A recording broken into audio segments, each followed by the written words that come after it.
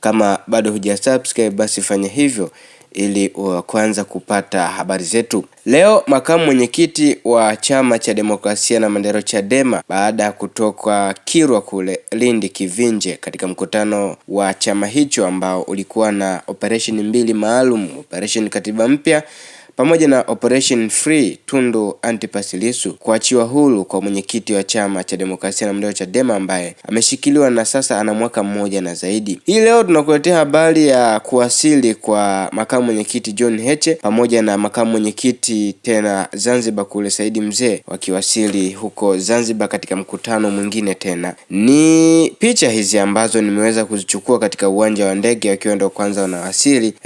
Makamu mwenyekiti wa Chama cha Demokrasia na Maendeleo Chadema Bara John Heche pamoja na makamu mwenyekiti wa Chama cha Demokrasia na Maendeleo Chadema Zanzibar, huyu ni Mzee Saidi, pamoja na viongozi wengine. John Mnyika hapa namuona kiambatana na viongozi kadhaa, ni viongozi wa chama hicho. Kwa upande wa Zanzibar, tunafahamu Chadema ni chama ambacho kina viongozi pande zote, kwa upande wa Tanzania Bara pamoja na Zanzibar. Hii leo makamu mwenyekiti wa Chadema Bara Mheshimiwa John Heche pamoja na katibu mkuu chama Mheshimiwa John Mnyika leo tarehe 4 Juni mwaka 2026 wamewasili Pemba Zanzibar kwa ziara ya kikazi ya siku 3 itakayofanyika kuanzia tarehe 5 hadi tarehe 7 Juni mwezi huu mwaka wa 2026. Viongozi hao wamepokelewa na makamu mwenyekiti wa Chadema Zanzibar Mheshimiwa Saidi Mzee Saidi, naibu katibu mkuu wa Chadema Zanzibar Mheshimiwa Ali Ibrahim Juma pamoja na viongozi wa kanda ya Pemba wakiongozwa na mwenyekiti wa kanda hiyo Mheshimiwa Omar